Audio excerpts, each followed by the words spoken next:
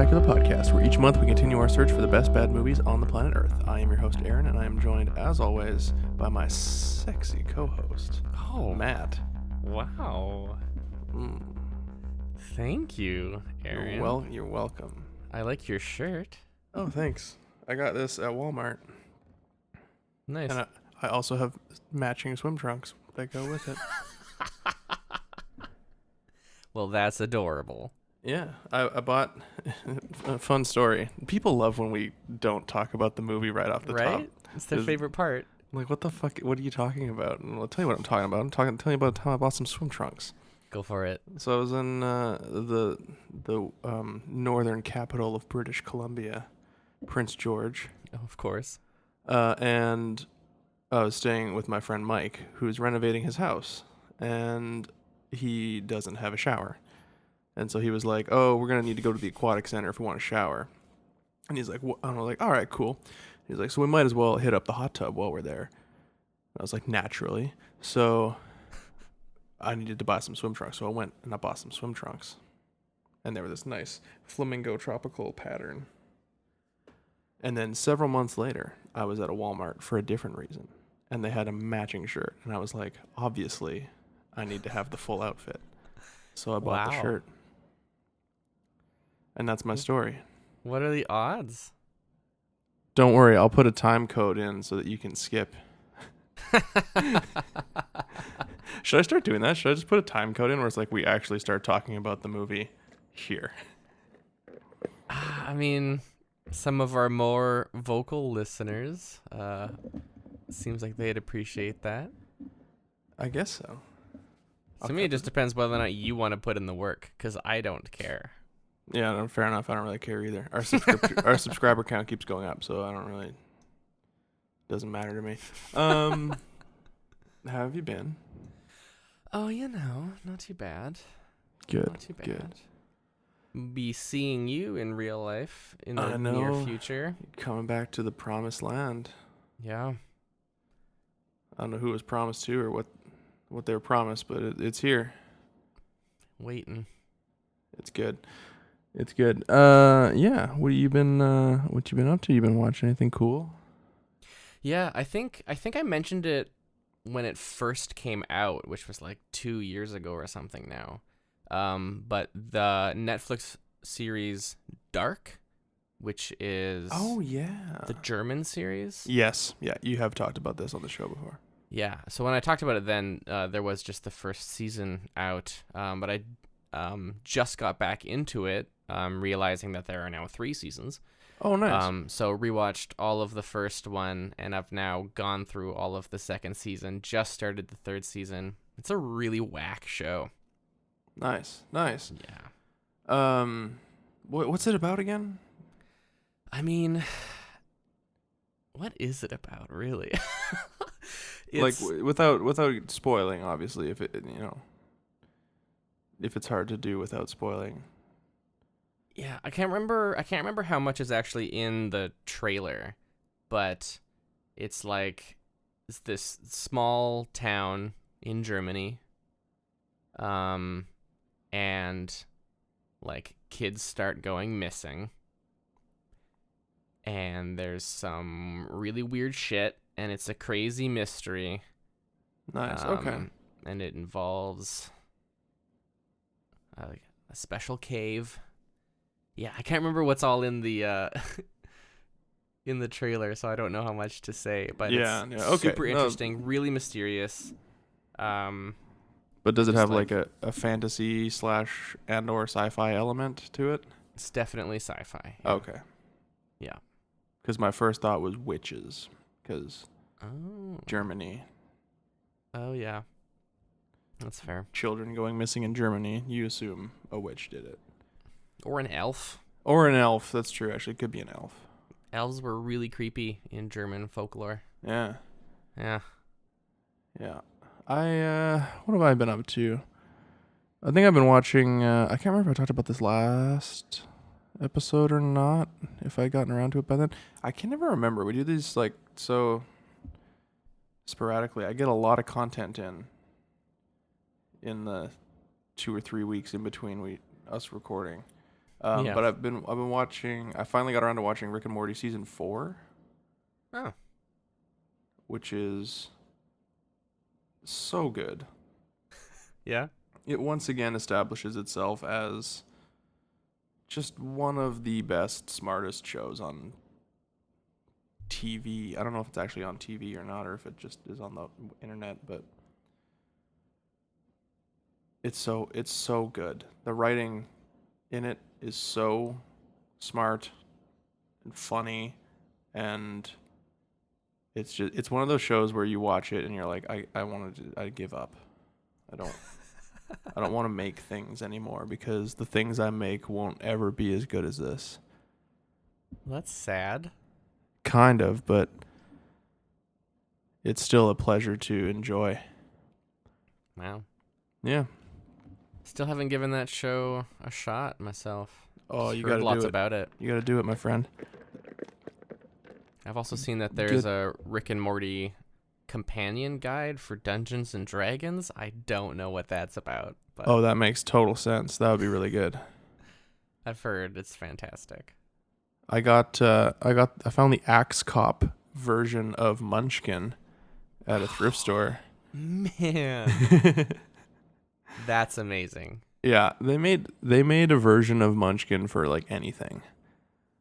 Yeah, Apparently. the So, bar was low. They were Yeah. just like, yeah, sure. dude, yeah. Want to make a Bambi Munchkin? Let's do it. Fucking do it. Hey, respect, man. They hoard themselves out. They licensed their game to literally anyone that wanted to make a game. I'm sure if you paid them enough money, you could have your own matte version of Munchkin. Matchkin. Matchkin. It could feature your dog. Yeah, and- Zelda would be a prominent feature. Yeah, no, Rick and Morty, Dungeons and Dragons would be. It'd be fun. Yeah. It's, the whole premise is they travel through infinite realities and infinite worlds and all that kind of stuff. So, yeah. Watch anything I else? feel like I'd want to watch the show before I tried playing it. Oh, though. definitely. Yeah. Yeah. What else have I been? I'm still going on Battlestar. I'm almost done that. Oh, nice. Yep. I'm in the home stretch. It gets weird. Like in the last season. Oh yeah. Like the first 3 seasons are pretty standard, like stock sci-fi, and like hard grounded sci-fi where it's like, all right, there's humans on the run. They're in space. They're running from Cylons. They're trying to find Earth. And then that's like the first 3 seasons, and everything is like very like tactile and real, and you can, understand it. And then season 4, suddenly there's like visions and prophecies and stuff, and it's like this just kind of came out of nowhere. But it's still entertaining. It's just it's not what I expected the show to turn into at all. Interesting. But Wonder how it's gonna end. I'm assuming they find Earth. Yeah, that's what I Yeah. figured. Yeah, Yeah. they probably find Earth. I wonder if it'll be like Galactica 1980 though, where they find Earth and it's the 1980s, and Starbuck and Apollo are like rolling around on motorcycles. That sounds awesome. Yeah, it sounds well. Sure. Sounds craptacular. How It about does that? sound pretty craptacular. We should watch because like the first 3 episodes of the original Battlestar Galactica were turned into a theatrical released movie. Oh, I We don't should think give I knew that. Yeah. It was sort of to make up the costs of producing the show, Oh, because they were doing like Star Wars on a TV budget basically. right. Because it came out like only I think a year after Star Wars came out in theaters, and so they were like, oh, we got to try and do something like this, but like those special effects were so like new and bold and had never been done before, and they're like, oh, we got to try and replicate this, but do it on a TV budget. And so they're like, well, okay, to recoup the costs, we're going to release it internationally to theaters. Whoa. So in Canada, it came out in cinemas, but in the U.S., it aired as like a 3-part, one-night TV movie event, and then the series came out of that. Huh. Yeah. Yeah, we should definitely give that a try. See how that holds up. Yeah, I've only ever seen bits and pieces of the original Battlestar Galactica. Like when I think of Battlestar, I think of the reboot. Yeah, same for me.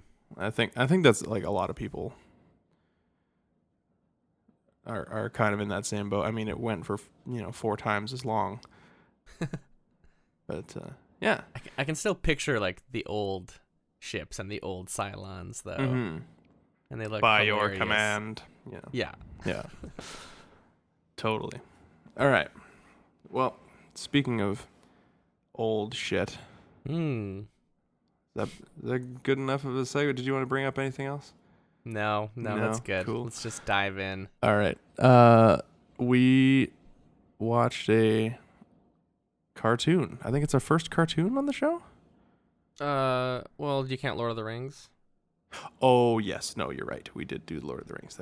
I forgot about that. Okay, second cartoon. And we watched, it's a sequel to a cult classic. We watched Heavy Metal 2000. It was first discovered on Earth. Some say we can never win against it. Some say we've already lost. And some call it by a name. Heavy Metal 2000. There's a new warrior in the galaxy. Don't talk, don't touch, don't even breathe. She's armed to the teeth. Who's gonna pay for all this? And she'll take you down, big time. You shouldn't have done that. It's not for the timid. It's not for the meek. And it's definitely not for your parents. Over 200 dirty words. You're not from our world. No way. This is Heavy Metal 2000, and it kicks ass. Featuring stellar music from the most lethal names in heavy metal. It'll push you to the limit and drive you to madness. Insanity has to end. Heavy Metal 2000 rocks on video and DVD. Why didn't you tell me that before? It'll suck your mind dry. Oh boy. The only reason we watched this movie is because it came out in the year 2000. And I have insisted that we go about doing. Oh, hey, it came out on my birthday. What? Yeah. July 10th, 2000. Wow, happy birthday. Mm-hmm. So special. Thanks. Yeah. Wow. Okay, cool. That's a fun fact. So anyways, Heavy Metal is a sequel to, or Heavy Metal 2000 is a sequel to Heavy Metal, which was a Canadian animated movie. It was produced by Ivan Reitman, who went and directed like Ghostbusters and other fun things like that. Weird. And so like actually like I think Harold Ramis and John Candy do voices in the original Heavy Metal. Which you've never seen? No, I've the never first seen one, the right? original. Yeah. Oh, that's too bad that this is how you started with it. But the original is like, yeah, it's like a cult classic. And it was kind of what's the it was like the first ever like seriously done like adult animation. Like it was cartoons, but it was for adults, and it was Right. based on the Heavy Metal comics, which I believe came out of France, and were like a lot of like kind of cool trippy artists from the the 70s and 80s worked in this comic. Guys like Moebius and who would go on to draw, and the guys that went on to draw like what's that French comic that they did a movie of, Valerian. Oh. Yeah, so it was French, right? Oh, Heavy Metal's American. Do you just have no idea what you're talking about right now? Maybe they just had a lot of the French guys. Oh yeah, they did, like an insane amount. Oh, hold on. No. Fuck you. I know exactly what I'm talking about. The magazine started out as see, don't ever doubt me. Come on. The magazine started out as a licensed translation of the French science fantasy magazine Metal Hurlant, which I'm sure translates to, literal translation, howling metal. Howling metal. Yeah. Interesting. That sounds pretty awesome. Yeah. Yeah, so a lot of famous French authors and artists drew in that book. It says the magazine is primarily known for its blend of dark fantasy, science fiction, erotica, and steampunk. Sounds about right. Yeah, so it was the first one of the first comic books, I guess, that was kind of aimed at adults too. I know Kevin Eastman, who co-created the Ninja Turtles, is somehow involved in it. Oh yeah, it's weird seeing his name pop up. Yeah, he's the editor and publisher of the magazine Heavy Metal. But so it was like this first comic book that had nudity and like a lot of graphic violence and like that sort of thing. And then they made this movie about it, and it was the same thing. It's just like lots of nudity and sex and violence, and it was done as a cartoon. And it was kind of the first, because like the only cartoons really in the to that point in the 80s were, I guess, Disney and the Warner Brothers cartoons. Right. Yeah. Would have been like the mainstream, and Popeye. Oh yeah.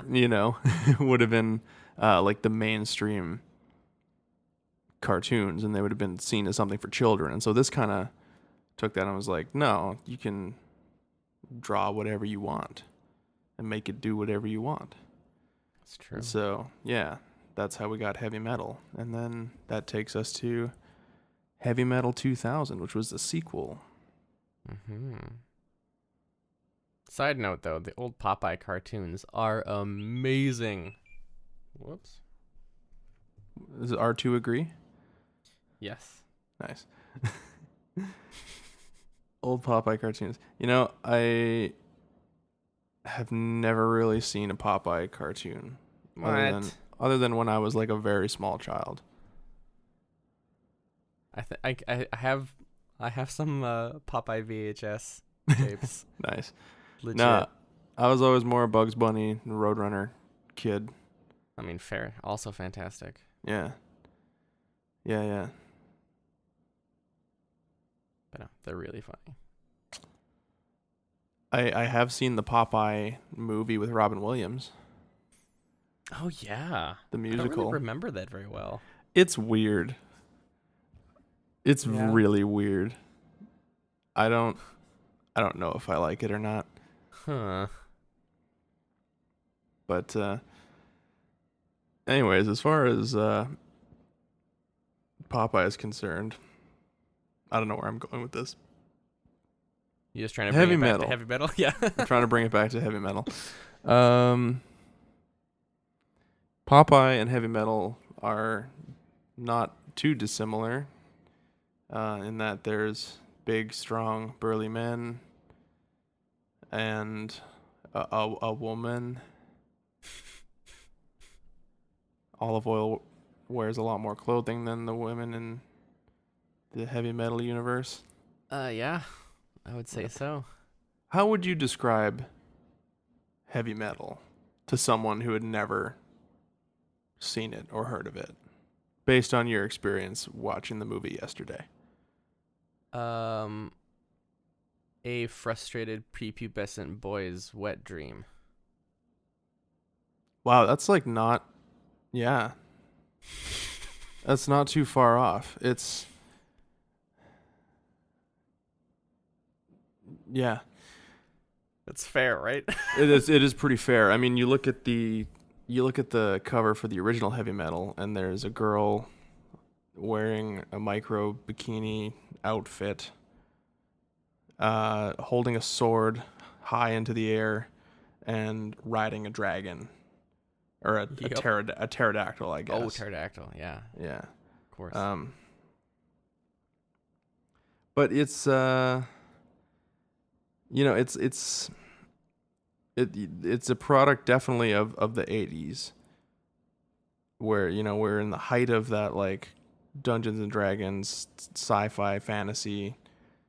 Sci-fi and fantasy were huge, and those, like, it definitely is, like, very clearly channeling, like, Frank Frasetta's, like, uh, Conan the Barbarian paintings, like, where it's just like he's this insanely ripped, muscular man with more muscles than the human body even has, just muscles on muscles.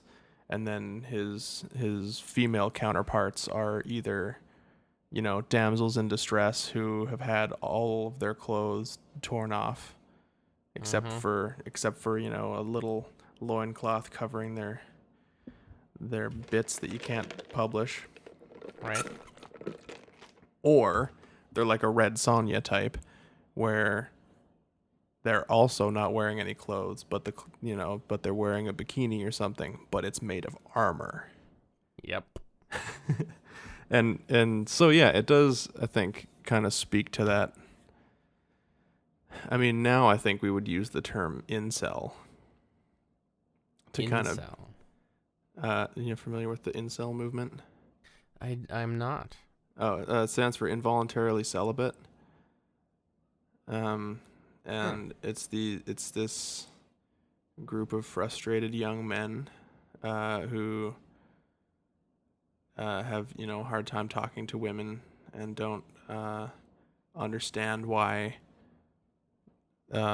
girls just won't have sex with them. All right. I think we actually have talked about this. On the show? Yeah. Yeah. And then I just decided not to remember it. Yeah. Like, there's a big controversy around when the movie Joker came out, because the Joker is like a folk hero in the incel community. Anyways, so that's kind of what it seems like is, prepubescent, horny teen boys are gonna draw their ideal woman, and it's gonna be a woman in a bikini with a machine gun and a battle axe. Yep. And this sort of came around. The original heavy metal in the 1980s. If you look at the drawings of the woman from the cover, she's actually drawn pretty realistically in terms of, like, human proportions. Like, she's fit, but, like, her boobs and butt are a normal size for a human. And she looks like an actual human being could look. Then you fast forward to Heavy Metal 2000, and it's like Nope. it's very clear, like, especially if you look at comic books from this era, like the 90s were like the biggest, I think, culprit when it comes to drawing women with super tiny waist, enormous butt, enormous boobs, and they always are drawn in this pose where their back is to you, but they're turned, so you can see both at the same time. Yep. That was comics art in the 90s. Oh boy. So anyways, let's get into the movie Heavy Metal 2000. Sure. Yeah. Um Well, I guess right away we can talk about my favorite part of the movie, which is that our main villain, who's a super evil psycho dude, and we'll get into the plot and everything, but he's like one of the first characters I think that we're introduced to. Super evil. He goes totally nuts, kills a lot of people, takes over civilizations, and his name is Tyler. Yeah, the main villain's name is Tyler. And he's voiced by Michael Ironside, and he looks like a rock and roll vampire. Totally crossed with a WWE wrestler. Yep, that sounds perfect. It's ridiculous. Like, there's even a scene where he, like I said, takes over a civilization, and he says, like, I am your new overlord, Tyler. And It's just not a name that sounds menacing. No. That would, instill fear in someone. Like, I can't help but picture all of the Tylers that I've known in my life. I know, right? Like, the vast majority of them are total dorks. Yeah. It's never like, oh God, fucking look out, Tyler's coming. It's like, oh fuck, Tyler's coming. What a weird choice. Yeah. To name him that. I don't know why they did that, man. Doesn't make any sense to me. That was something that throughout the movie we could laugh about. Every time it came up, it was so funny that his name was just Tyler. Yeah, and so he's on a quest to become immortal. Well, like right at the beginning, though, we briefly get a normal Tyler. It's like Tyler is some dude who's working at a construction site with some other dude. Yeah. And then he's got like a jackhammer. Yeah. And the other dude uncovers something that's glowing green. And he's like, whoa, Tyler, come check this out. And Tyler goes over, and there's a glowing green, like, crystal shard. And then he grabs it, and it electrifies him. And then he kind of falls down out of frame. And then when he comes back up, he's super heavy metal. Totally. And he takes that jackhammer and jackhammers that other guy into the wall. Mm-hmm. That sounded really sexual. It does, yeah. It's not as hot as you made it sound. Yeah, no. Yeah, and so then he like takes over a ship. Yep. And shoots a bunch of people in the head. Takes over a ship, and then he's like, I'm gonna fly around the galaxy and figure out how to become immortal. Yep. That's the intro. Yeah, pretty much. I mean, part of it seems to be like taken from the Dark Crystal, as you pointed out, where part of how he staves off death is he drinks other people's life force. Yeah, it's super weird. It gets explained a little bit better at the end of the movie, but yeah, it felt very, very Skeksis. Does it get explained better? Tyler. Yes. Right near the end, we get it. We get it a little bit.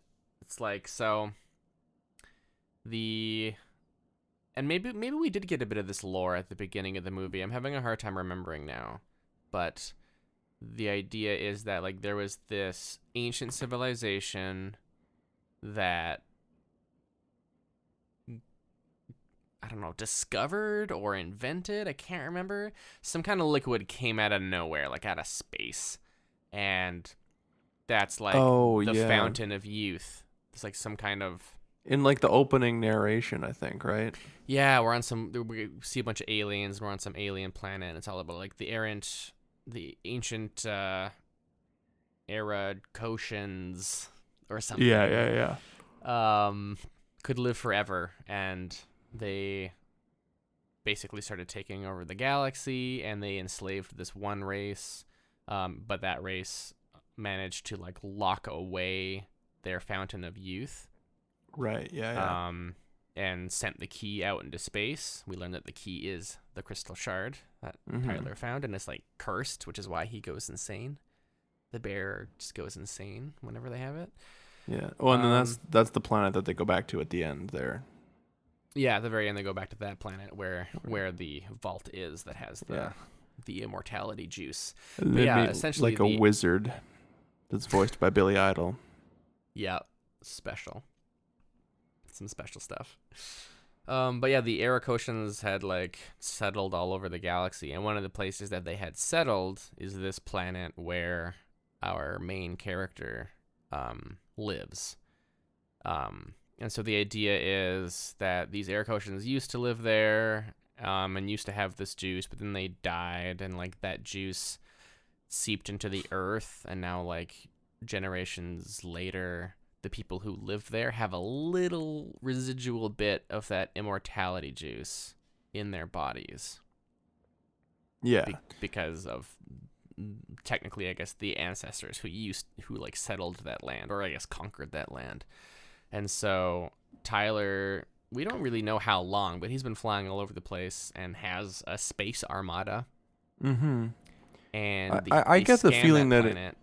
Okay, go ahead. I get the feeling that from when he becomes the rock and roll vampire wrestler man to when we kind of catch up with him after the main credits, I get the feeling that it's been a while.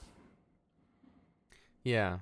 That he's like been going from like planet to planet and conquering and gathering an army, kind of like a Thanos, but like a lame Thanos. A lame vampire wrestler Thanos. Exactly. Yeah. And so he like scans the life forms on the planets and like finds out that they have some of this stuff. He actually says the compound too. He's like, scan for H2SO2 or something like that. Yeah. Which H2SO4 is sulfuric acid.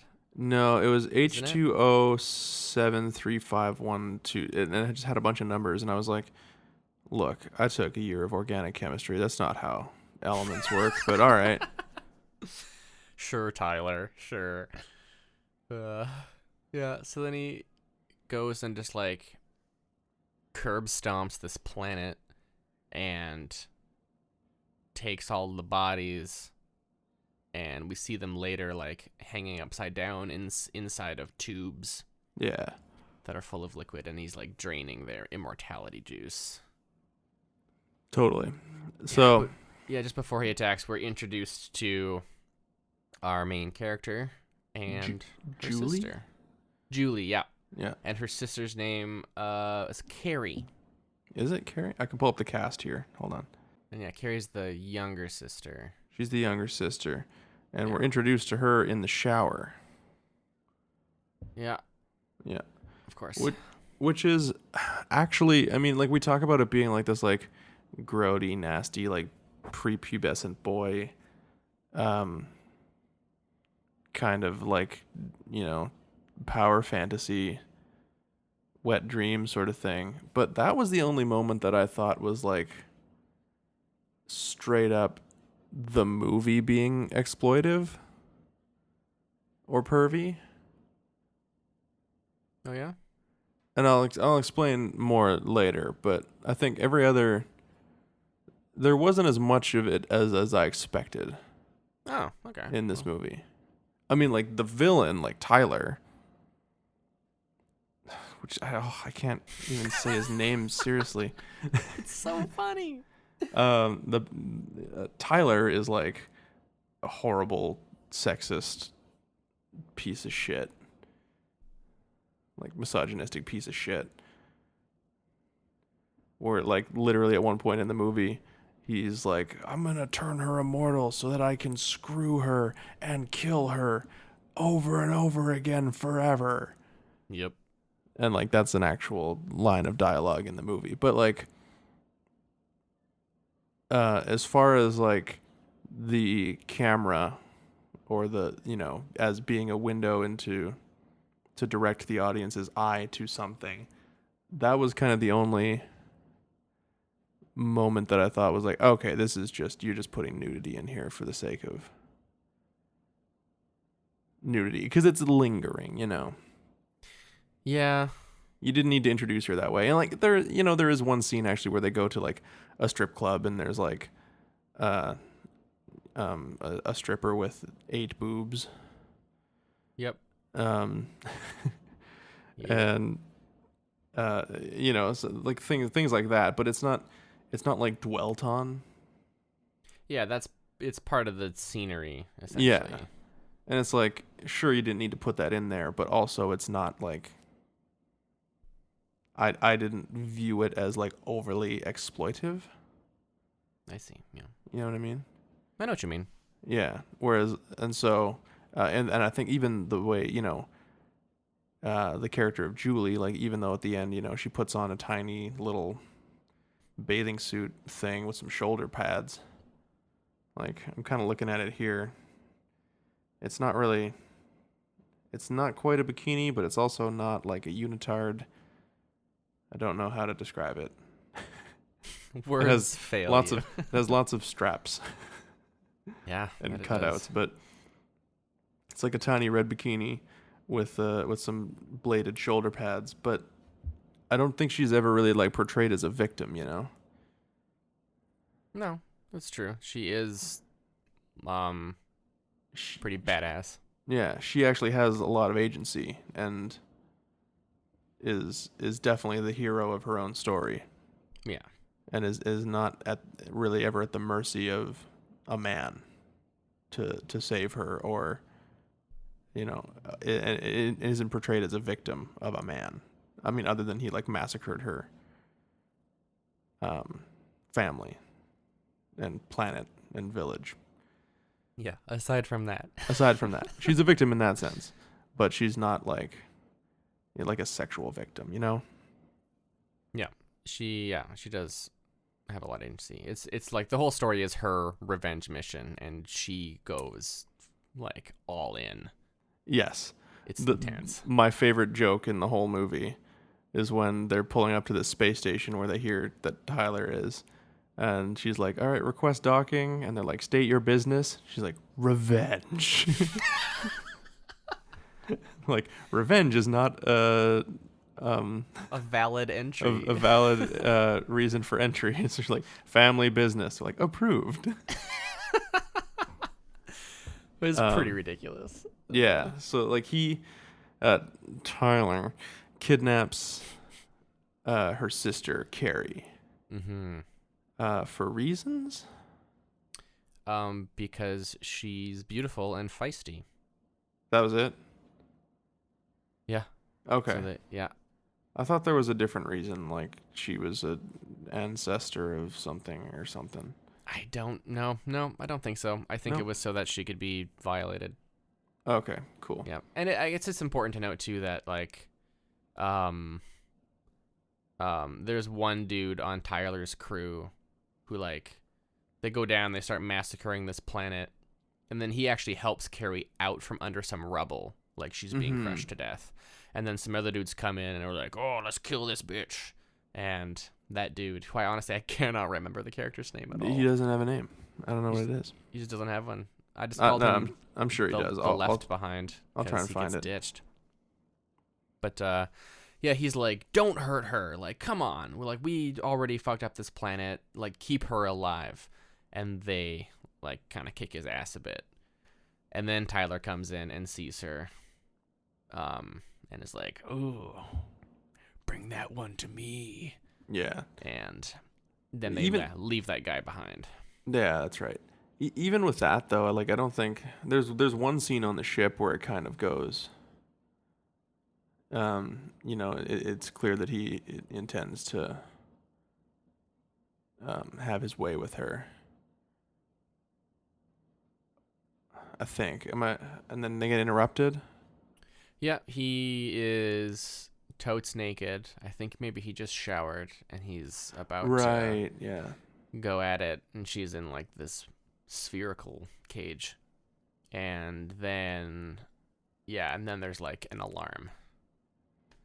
Mm-hmm. And there's another scene where she's like handcuffed to a table, and there's like the creepy Nazi scientist Yep. that's doing that. He's gonna do some experiments on her or something, I think. Yeah, I think it had something to do with extracting the immortality juice. Right. You know. From her. Yeah. But how did she get the immortality juice? She's just born with it, like all of her people. She's just born with it. Oh, everyone on that planet is born with it. Okay. Yeah, they just Gotcha. have a little bit in their system. Yeah. Gotcha. So I missed all of that.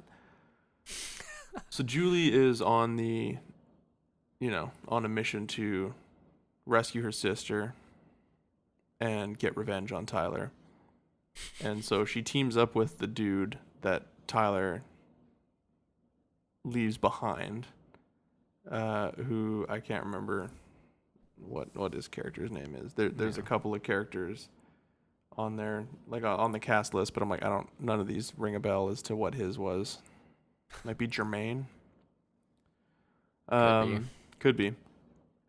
So she teams up with him to go on a revenge mission to get revenge on Tyler. And kind of like forces him. They're not like, let's join forces. Yeah. She like points a gun at him and is like, where the fuck is Tyler? Yeah, so she forces him along, and it's actually kind of funny because like as the adventure goes on, she's going like, why didn't you tell me that he has these immortality powers? And he's like, what are you talking about? We get in the ship and it's like, sit down, shut the fuck up, stop talking to me. Yeah, it was pretty good. Because the whole time she like, when they get in the ship the first time, he's like talking and she's like, shut up. And then they like start flying away. And then it cuts back to them when they're in space and she's in the cockpit and he's just gagged and tied up. Yeah. In the passenger seat. Because he like keeps trying to hit on her and she tells him to shut the fuck up every single time. And then he buys a sex robot. Yep. Yeah, he does. Yeah. Yeah. While they're at the spaceport looking for Tyler. Yeah. Yeah. And so when she actually finds Tyler too, like they're just in a strip club and she walks in and whips out this minigun. Oh yeah. And there was one scene in the strip club where Tyler was he like bent the waitress over the table and it like ripped her dress, and it was very clear that he intended to rape her just there. Yep. In the middle of the club. And so right as that's about to happen, she whips the minigun out of her cloak and just like miniguns him to death. Yeah, fills him with holes. Like 3 of them go through his head. Yeah. And then like as soon as she's done and like the couch is destroyed and he's just been demolished and she starts to walk away. But then he stands up and the holes start closing up. It's a real Wolverine moment. And he says something lame like, next time you try to kill someone, make sure they're dead. Yeah, he says that twice. Because later on that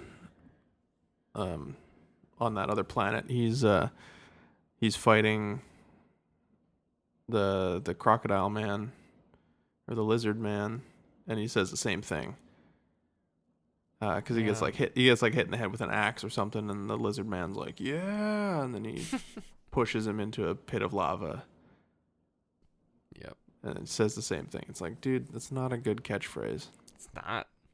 No. It's pretty bad. But yeah. So there's a shootout in the strip club, and like Tyler and his cronies kill so many innocent bystanders. Yeah.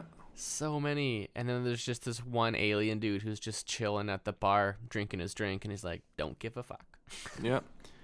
And so they finish the shootout, and they're leaving, and the barmaid stands up, and she's like, wait a minute, who's going to pay for all this?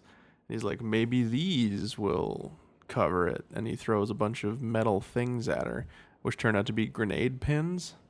That's right. And it's the grenades on the bandolier that Julie was wearing. So she whips off the bandolier, throws it into the bar and runs out. And then just as it explodes, you see that alien's face, and he's like, oh, well. And he kind of like raises his glass a little bit. Yeah. To the bitter end. Yeah. And the whole bar explodes. Yeah. But basically, the whole movie, like, culminates in at some point they rescue her sister. Is that before they get to the planet? Nope, that's after. Okay. Because like when they leave that spaceport, they go into a hyper jump. Right. I Yeah. don't even remember where they're going, but they go into a hyper jump and to that planet. no, it's not that planet. They crash land on that planet by accident. Oh, right. They're going somewhere else, but because they plot the hyper jump, and the guy's like, and the computer's like, warning, there's no jump port away from this planet. Like, kind of saying like it's a one-way trip. Oh, I don't remember that. And then the guy was like, "You sure you want to do this, boss?" And he's like, "We'll have plenty of time to make our way back, because they're gonna be immortal." Huh. I thought it was just like fate that they crash landed on that planet. No, well, because they hitch up the tractor beam to Tyler's ship when they Oh, yeah. jump. Julie and what's his butt. Yeah, and I think that's when they crash land on the planet. Yeah, but it's like Tyler.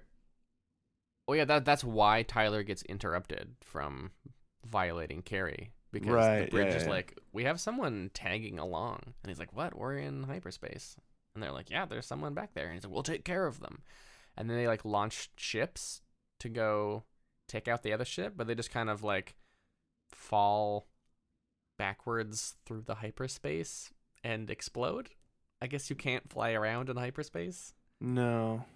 And then they release like a bomber who's Yeah. gonna go blow Yeah. them up. But then the same thing happens and it like floats backwards. But then it starts bouncing around the hyperspace tunnel and explodes because it's full of bombs. And then that like disrupts the hyperspace, and they're like thrown out of hyperspace and Right, crash yeah. onto this planet, which is the planet that they wanted to go to.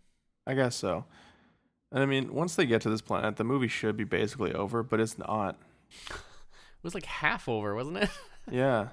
Like, Julie, I don't know, the dude that she's with disappears at some point, and Or they get like separated in the crash. they like separate in the crash. She finds the sex robot like malfunctioning and shoots it in the face. Oh yeah, it's like malfunctioning and or having an orgasm. Yeah. And she blows its head off and says, "Was it good for you?" Yeah. That's the kind of, yeah. So, yeah. So she finds a rock creature named Zeke, who leads her to a wizard man named Odin, Oh yeah, that's right. played by Billy Idol. And they go off and do something. Meanwhile, Tyler shows up and he's like, I'm gonna fight all these lizard people. He jumps into a gladiator ring that's like surrounded by lava. And he's Yeah. just fighting a bunch of lizard people. And then someone shows up and is like, hey, Tyler, there's a woman here to have sex with you. And he's like, awesome. Can't wait for that. And shows up in his room, and it's Julie. And she, starts to like seduce him, and he's like, oh yeah, this is gonna be awesome. And then she stabs him in the neck, and tries to push his head like into some lava Yeah. to like melt his head. Oh right, and I think at this point the wizard Odin has told her about the immortality juice. Yeah. Because he knows all about the lore of all of this past and stuff. And so when she's like stabs him in the neck, he goes to like take out one of those vials, but she's ready for it, and she like knocks it out of his hand and smashes it. Yeah. So, yeah, she's like actually gonna kill him because he's got stabbed in the throat, can't drink his turbo juice, and is gonna get his face melted. Yeah. And it's like awesome. And then somehow he gets out of it though. I can't remember how. And then the little rock golem shows up to rescue Julie and drags her away. Right. And she's like, "You're really fucking this up." And then he doesn't die, which means that we still have like 20 minutes of movie left. Right, and that was so frustrating to me because she could have killed him, and it made Yeah. no sense to do that. But I just realized just now why that scene happened. Oh, why? She was going to get the drop on him and kill him, and then it was going to be it. That would be over. Yeah. But Odin, the wizard dude, we find out at the end of the movie that he's actually Arakoshan or whatever, that ancient civilization. Yeah. And so he actually wants the key to open the door so that he can go become immortal again.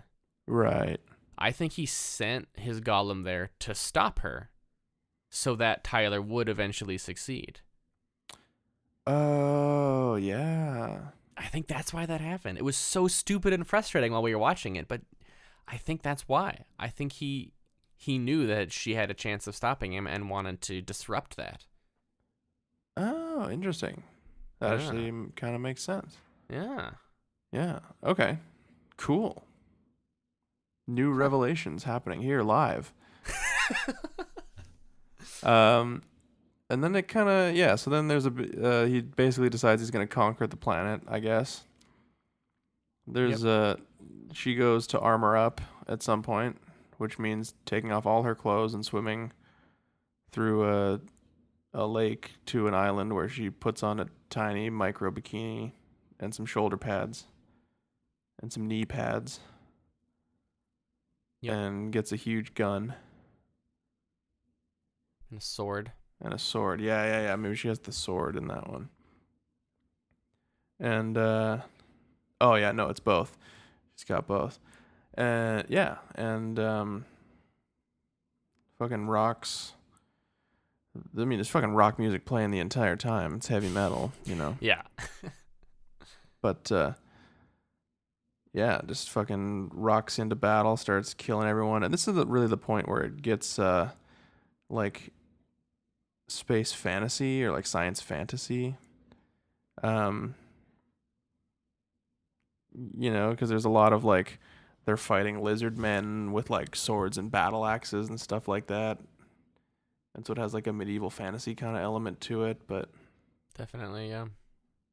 You know, as opposed to like in the beginning of the movie, there's a lot more like spaceships and laser guns and that sort of thing. But yeah, then it turns into they, you know, try to open it ends with Julie and Tyler having a big old sword axe fight at the top of this temple, and they end up opening.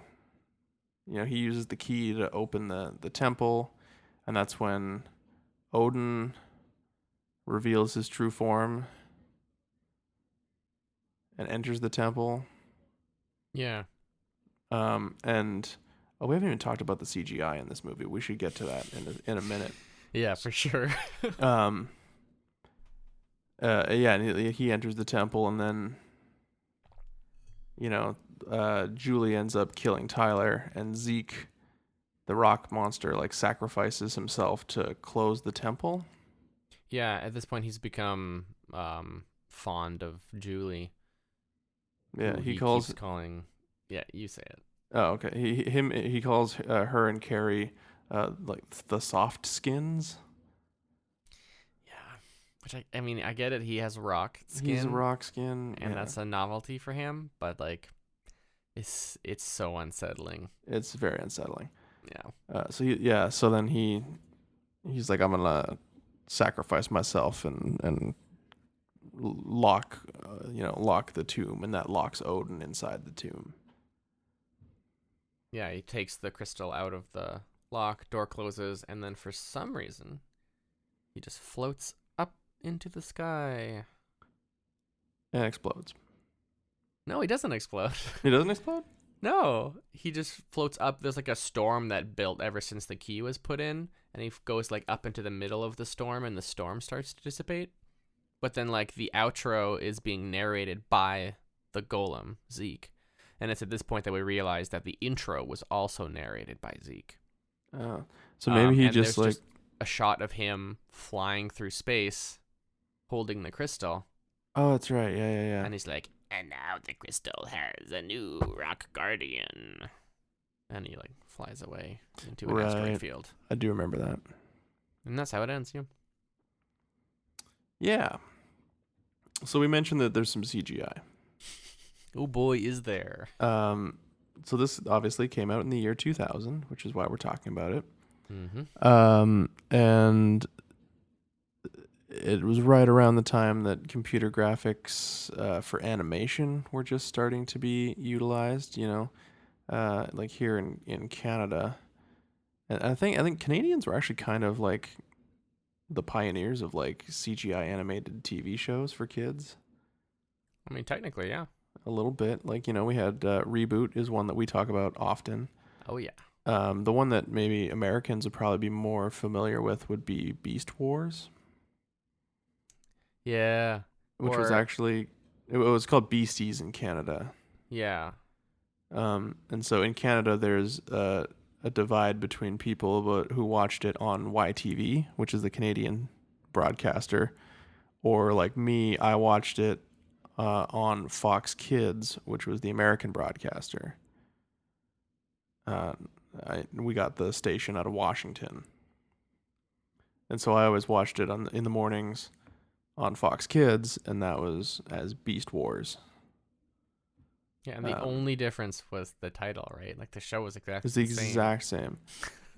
But the Canadian broadcasters didn't want to market a show to kids with the war in the title. Yep. Even though, like, when you would go to the store to buy the toys, they still said Beast Wars on them. I don't think they made different like card backings for the toys. Yeah, I don't It think said so. Beasties, but so anyways, so it's that kind of very early CG animation with like very, very low texture. Something's either shiny or it's matte, and that's kind of it. Mm-hmm. And then so it, but it's a mix of 2D animation and 3D CGI. So the characters are all 2D, but then the spaceships and all that kind of stuff will be CG animated, and it doesn't look good. No. No, it doesn't.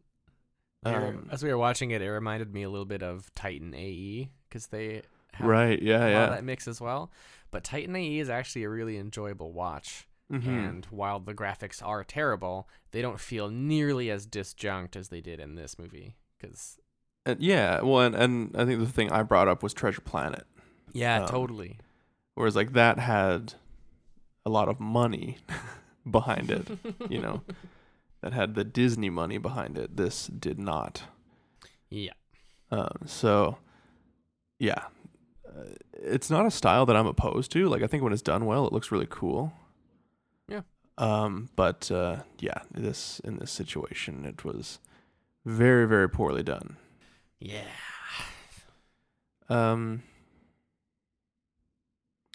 Man, I don't know. This feels like a very scattered episode.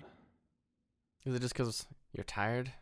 No, I feel like I have nothing to say about this movie. Yeah, I mean, we summed it up pretty quick. Yeah, we did. Just trying to think if I'm forgetting anything. I don't think so. No, I mean, there's not like a lot I can say to like make fun of the movie. Like, I don't think it's enjoyable to like watch and make fun of. I think the first Heavy Metal is very enjoyable to watch. But no, not this one. This is dumb. Also, I think I would have liked it better because the original Heavy Metal is an anthology. It's like a series of short stories that all involve this glowing green orb from space called the Lochnar. And so it's like a series. Dude. Yeah. And so it's a series of different animated shorts that all are kind of interconnected by this one element. And so, the Lochnar is even sort of used as like a framing device to, like he's like the crypt keeper almost. Mm. to kind of Interesting. tell people. Yeah. Whereas, excuse me. Whereas this is kind of just it's just one story in this like heavy metal universe, and I think maybe I would have liked it better. And what I was expecting was a series of shorts. Probably would have been more interesting. This It went prob- on for too long. I think that's it. I think it just kind of overstays its welcome. I think if you do it in like little short snippets, and because then you can get multiple creators on board too to kind of do their take on it, and so if you're not really into something, you'll be onto something else momentarily. Yeah. Give everyone like 5 to 10 minutes to kind of do their thing. You get 7 or 8 stories in there. You got because that's the thing. This movie's only 80 minutes long. Oh yeah. Like it's not very long at all. Just feels like it. It really does. It's 88 minutes, yeah. So I don't know. Who is this movie for? Like, do you think there's a market for this movie today? Like, Yeah, I'm sure there's people who would love this kind of shit today. Takes all sorts, right? I guess so. I think maybe just yeah. I think the media landscape has changed a lot. Like we're not. That is true. I don't know if something that is perceived as being this sexist and misogynist would fly today. Yeah, I don't think so. But at the same time, I think, like I was talking about before, I think in a weird way, it's sort of empowering. If you look at it as like about the character of Julie, because as we talked about it before, she has a lot of agency, and she's not a victim. She's her own character, and she does things on her own terms, and like she's out to get revenge for and rescue her sister and get revenge for the death of her planet and her people. But she's not portrayed as a victim. Yeah, I mean, like the overall theme and feeling of this movie, is just terrible. Yeah, But you could make a case that the actual hero of our story is a very powerful and independent woman, and the only other person who comes close to being a hero is a little rock golem. So yeah, and she's taking down the horrible misogynist man. yeah, So there's like sort of like a feminist element. Man, she butchers there. him in that Yeah, last fight. she really does. It's gnarly. It's intense. If you're gonna do anything, just look up the last fight on YouTube. I think. Yeah, because oh yeah, we didn't. I think we really mentioned it. Like she trashes a lot of like the majority of his immortality juice when she almost kills him. She, like dumps out this container. And so when he's like going into battle against this ancient civilization with all of his lizard army, he has one vial. And that's it. Yeah. And this one dude who was there at the beginning when he took over the ship, he's like the ship's helmsman or whatever, gets shot with an arrow and then goes to try to take Tyler's last thing. And Tyler's like, no, and smacks it out of his hand and it shatters on the ground. And then, of course, Tyler kills him. Yeah. But yeah, that last fight, he's like finally out of immortality juice. And Sonya freaking like stabs him in the face. Julie. Oh, sorry. I was thinking of Red Sonja. Yeah. Julie stabs him in the face. There's this one point where Tyler like either flips her over or like kicks her in the back and she starts to fall down some stairs. And then he goes and like grabs her hair and is like pulling her. But she's got these crazy shoulder spikes that she like lunges up toward him and just stabs him in the dick. Yeah. With all of her shoulder spikes.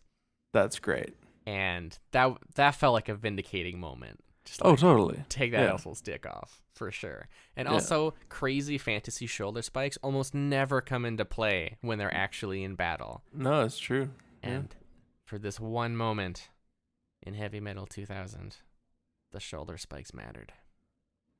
Yeah.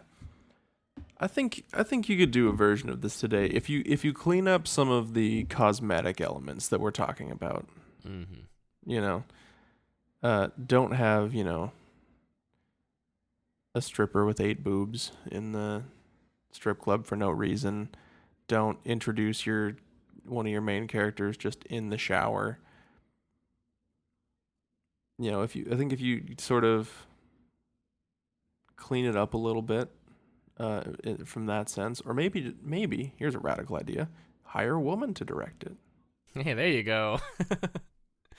You know, that could be interesting. That would probably solve a lot of the issues. It probably would, yeah, because there's just a few, and there was, again, like I said, there was less than I was expecting, but there are a few of those like male gazy kind of moments that Yeah, for sure. sort of ruin the experience a little bit. Yep. Yeah, like when she first crash lands on that planet and she's like looking through a telescope and she just sees 2 like newt creatures just having sex Oh yeah, just like vigorously. just ramming each other. It's like 2 weird, lizard frog creatures just humping. Totally unnecessary. Yeah, and I mean that's just like, I don't even necessarily find that offensive. I just find it stupid. Yeah, You know? for sure. It's just like, oh, this was created by an immature moron. Yeah. So, yeah, I think there's, like I said, if you clean up some of the cosmetic elements of it, I think the core idea of like, I want to take a super hot badass woman and put her in some armor bikini and give her a machine gun and a sword and like let her kick ass. I'm like, I think there's still an audience out there for that. I would be interested to see how that would be approached in today. For sure. Well, Robert Rodriguez apparently has the rights to it and is thinking about doing it for TV, Oh, like a series. a series. Which I don't know. I don't know if he's like the person I would get to do it necessarily. I don't know I'm not sure who that is. He did El Mariachi, like Once Upon a Time in Mexico, Sin City, Oh. From Dusk Till Dawn. But then he did like the Spy Kids movies That's so weird. and like Planet Terror. Like he did the Grindhouse movie with Quentin Tarantino. Mm. So yeah, I don't know. Maybe he can do it. Maybe we just won't ever have to find out. That's true. I mean, it took them. Well, actually, we're due. I was gonna say the first one came out in the '80s, and then the second one came out in 2000. So that's about 20 years apart. Oh, So the planets are aligning. we are due for one soon. Anyways, let's rate this and get out of here. Sounds good. You go first. All right. So Heavy Metal 2000 is definitely one big pile of shit. Absolutely. That is one big pile of shit. Big old no thanks. Yeah.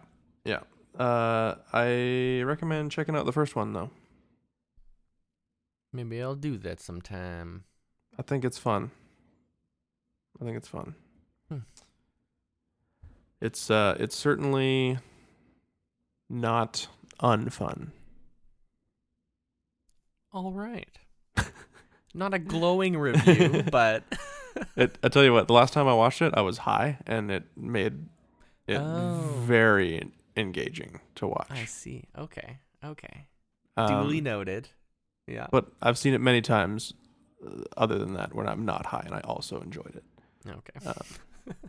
But yeah, no, give it a shot. Next month we'll be back with another awesome movie from the year 2000. This one is Vertical Limit.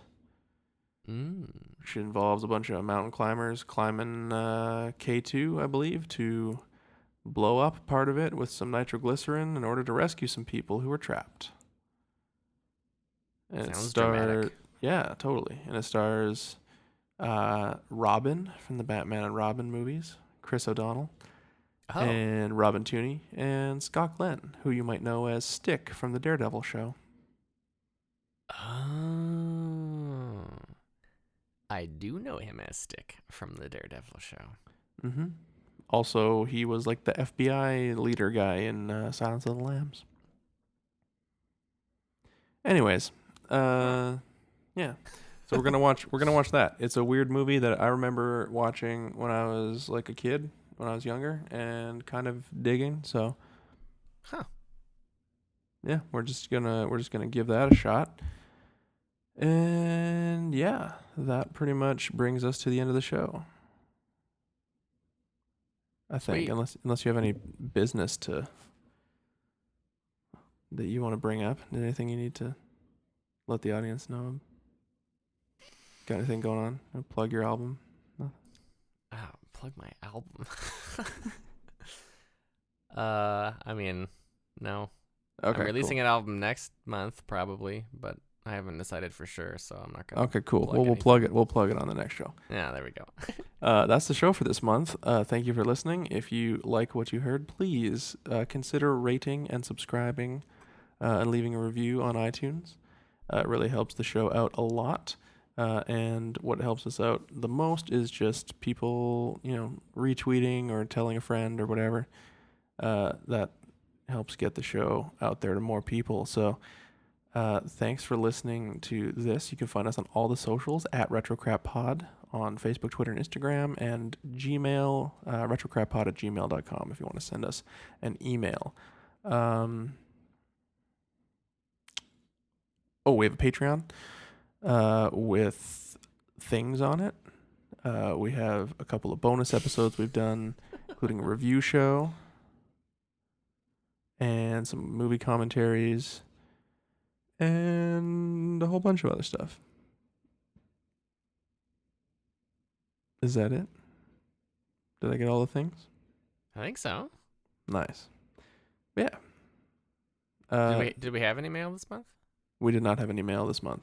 Oh, okay, cool. I just checked because I always forget to check until I'm talking about it on the show. So we get to find out live. It's so exciting. You know me. You know how I do. It's true. Anyways, yeah. All right. Thanks for listening to the show, and until next time, keep watching crap.